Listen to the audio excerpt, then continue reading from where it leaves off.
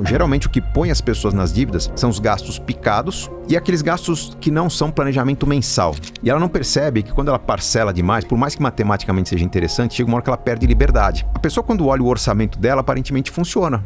Eu ganho 5, quando eu somo moradia, transporte, saúde, alimentação, escola, parece que cabe nos 5. Nossos jovens, não sei se vão saber lidar melhor com dinheiro, mas vão ter uma visão mais estratégica. Principalmente os pais, principalmente os mais velhos, têm que confiar um pouco mais. Confiar que talvez com os filhos eles aprendam mais do que eles ensinam para os filhos, porque nessa transição os mais jovens têm muito a ganhar.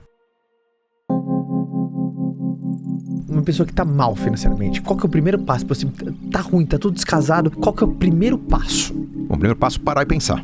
Boa. Às vezes não precisa de tanta mudança quanto a pessoa imagina. Muitos dos erros financeiros são vários micro-erros acumulados. Más decisões, sabe quando você...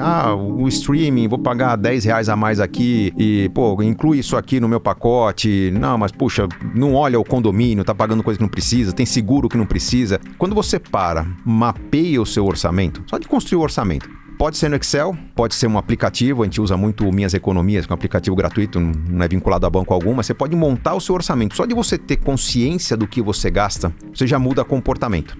Por quê? Faço isso há 25 anos, vejo que as pessoas preenchem o orçamento e falam, mas o que eu tô pagando isso aqui? Quando você sente que você tá sendo observado, você já muda. Com certeza. E a pessoa descobre no meio do ano, tô pagando essa parcela aqui, nossa, o biquíni que eu comprei em outubro do ano passado, parcelei em 12 vezes. Por quê? Porque a pessoa despretensiosamente parcela tudo. E ela não percebe que quando ela parcela demais, por mais que matematicamente seja interessante, chega uma hora que ela perde liberdade. Você precisa lidar com o imprevisto você, o orçamento é todo amarrado, é condomínio, aluguel, prestações. De onde sai o dinheiro? Sai da pouca poupancinha que você tem, ou para a maioria das pessoas que não tem poupança, vira uma dívida. E aí cai no efeito bola de neve. Quando você pensa, enxerga o resultado do seu comportamento, você tende a abandonar o excesso de compras a prazo. Você tende a rever gastos que parecem pequenos. Se você gasta R$50 por mês em qualquer serviço de streaming, é 600 por ano. Você tá reclamando... Você vê, tem 5, 6, 7, ali já tem... Você não tá reclamando que não consegue ter um jantar para celebrar o fim do ano, não consegue fazer um passeio com a família para a praia, por quê? Às vezes alguma coisa se ajusta. Uma ligação anual para sua operadora de telefone vai fazer você rever algum plano, TV a cabo, mesma coisa.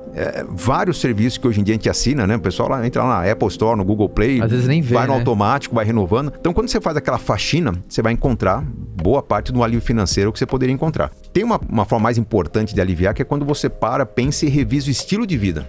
Puxa, mas se eu priorizasse meus sonhos, eu teria que gastar talvez 20% menos com a moradia. A gente nunca vai analisar a moradia isoladamente. É sempre comparar moradia com carro. É melhor um carro próprio alugado? Depende, cara. Depende de onde você mora, depende se tem transporte público, se não tem, se funciona bem o transporte por aplicativo na sua cidade, se o seu trabalho é longe, não é, se tem alguém que oferece carona. Então, quando você coordena educação, moradia, transporte, normalmente você consegue fazer um bem bolado em que, eliminando um item e pagando mais no outro, você sai em vantagem. Tem que levar em consideração que, às vezes, uma mudança de moradia tem um efeito cascata muito poderoso. Você pode estar num apartamento legal, você vai mudar para um outro que está a 1 quilômetro daquele apartamento, mas às vezes é mesmo tamanho, aluguel parecido, mas uma vizinhança mais barata tem um posto de gasolina mais barato, uma padaria mais barata. Todo o entorno tem um custo menor, um imposto menor. Então, numa visão anual do planejamento, eu consigo tirar, às vezes, 10, 15% do gasto numa simples mobilidade de algumas ruas. Então, parar, pensar, é a maneira de você interromper o que está fugindo ao controle e começar a encontrar esse controle. Quem é bom autodidata vai tentar parar, não vai encontrar soluções. Abre alguns vídeos no YouTube, pega um livro, já resolve. Alguns vão precisar de um treinamento, alguns vão precisar de um profissional assessorando. Mas hoje tem serviço e tem caminho. Há 10 anos atrás eu não poderia oferecer nada disso. Mas é importante, o mais importante não é o planejador, não é o livro, não é o vídeo no YouTube. É ter parado e pensado para se questionar. Cartão de crédito é um dos grandes vilões do Brasil. Eu discordo. Então. Hoje é. Para quem tem, se a pessoa soubesse usar, seria talvez o maior aliado. Para mim sempre foi o meu grande aliado, sempre usei muito bem. Qual é a tua visão sobre o cartão de crédito? Primeiro, só uso o cartão.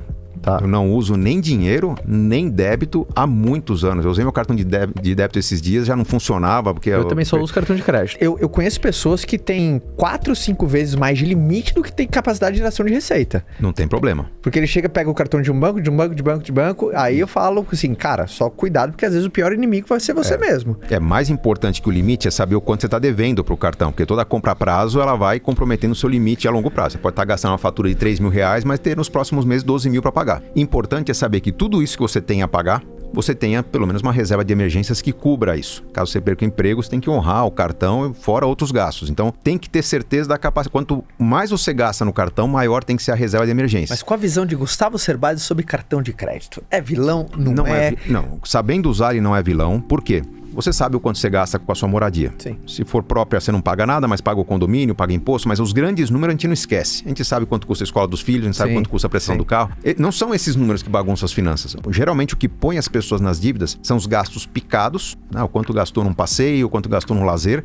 E aqueles gastos que não são planejamento mensal, né? Eu tenho uma estatística bem clara do que coloca cada família no vermelho. Os motivos têm a ver com fatos da vida. É o carnaval de fevereiro, é o ovo de Páscoa que ficou caro, o presente Dia das Mães, aquele mês que todo mundo fez aniversário na família. Então, a pessoa quando olha o orçamento dela, aparentemente funciona. Pô, eu ganho 5, quando eu somo moradia, transporte, saúde, alimentação, escola, parece que cabe nos 5. Por que não cabe? Cara, porque alguém vai te chamar para ser padrinho de casamento, porque sua avó tá fazendo aniversário, porque seu time tá na final e você decidiu acompanhar o futebol. Bom ou ruim, tem os fatos. Então, se as pessoas olhassem um orçamento do ponto de vista anual e não mensal, o orçamento seria diferente. Quando você pega lá o ano passado, como é que eu gastei meu dinheiro? Você vai ver que tem aqueles picos, né, que estão associados às coisas que você gosta de fazer. Então, se você montasse o orçamento dessa forma, não faltaria.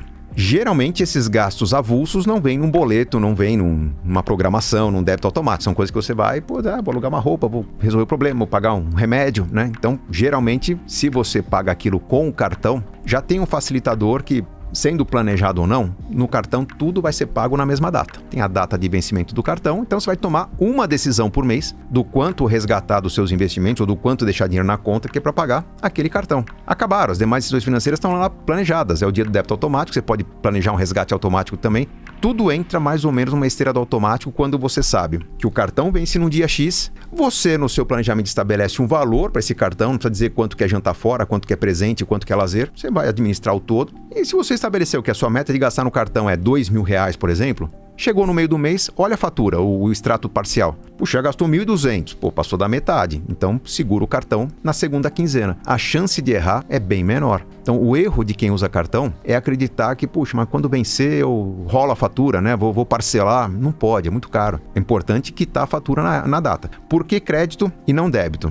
Duas razões. Para o débito funcionar, tem que estar com o dinheiro parado na conta. Nós estamos com juros de mais de 10% ao ano. Então, dinheiro parado na conta é caro. É melhor eu investir todo o meu dinheiro e só resgatar na véspera de pagar o cartão, ou no mesmo dia, né? Tem alguns investimentos liquidez imediata, mas a tal da emergência. Não, mas sempre o pessoal argumenta que é importante ter uma poupança. Se quebrar meu carro no fim de semana, não tem de onde tirar o dinheiro. Cara, usa o limite do cheque especial. A maioria dos bancos hoje dá 10 dias sem juros. Você pagar juro também por 3, 4 dias, vai ser bem menos do que você pedir um empréstimo por 6 meses, né? Porque muito empréstimo é baratinho, 2% ao mês, mas tem um mínimo de 6 meses de pagamento. Você pagar 10% ao mês, mas só usar 3 dias, não pagou nada de juro. Numa emergência vai acontecer a cada 3 anos. Então, para ter eficiência, aplica todo o seu dinheiro, gasta tudo no cartão. O cartão te dá vantagem, te dá milha, te dá bônus, te dá cashback. Débito não dá nada disso. Eu abandonei totalmente o débito e só uso o crédito para facilitar minha vida, para ter mais recompensa, eu uso bastante milha, e para ter uma organização que é mais simplificada. É muito bom, né? Porque no final das contas, nós passamos a ser a peça central, né?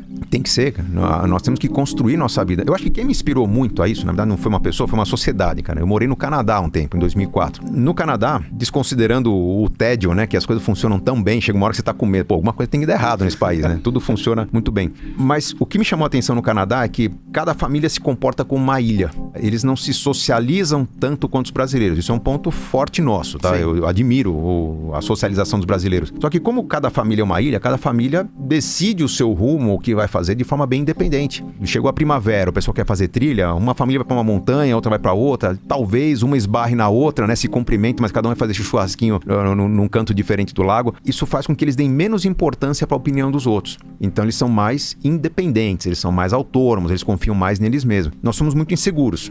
Nós não sabemos se estamos indo no caminho certo até alguém dar um tapinha nas costas e falar, pô, Caião, tá indo bem, hein, cara? Pô, belo relógio, é sinal que você tá bem sucedido. Sim. Então a gente depende demais da opinião dos outros. E isso fragiliza demais a confiança que nós temos que ter em nós mesmos e que estamos construindo um caminho melhor. Eu acho que com a educação financeira que hoje é obrigatória nas escolas, papai, mamãe, você acha que não tem, mas tem, tá? Não é uma disciplina educação financeira, ela tá lá na Base Nacional Comum Curricular. Nossos filhos estão sendo educados em português, matemática, química, física, história, geografia, todas as disciplinas têm um pouco de educação financeira. Nossos jovens, não sei se vão saber lidar melhor com dinheiro, mas vão ter uma visão mais estratégica do onde eles querem chegar. Isso vai mudar bastante o comportamento de consumo dos jovens nos próximos anos. Então, nós temos uma transição de gerações aqui que eu acho que principalmente os pais, principalmente os mais velhos, têm que confiar um pouco mais na sua estratégia, buscar conhecimento, buscar informação, confiar que talvez com os filhos eles aprendam mais do que eles ensinam para os filhos, porque nessa transição os mais jovens têm muito a ganhar. O tal do empreendedorismo e a educação financeira chegaram às escolas. De maneira ainda discreta, os professores estão aprendendo a lidar com isso, mas é um grande ganho da sociedade.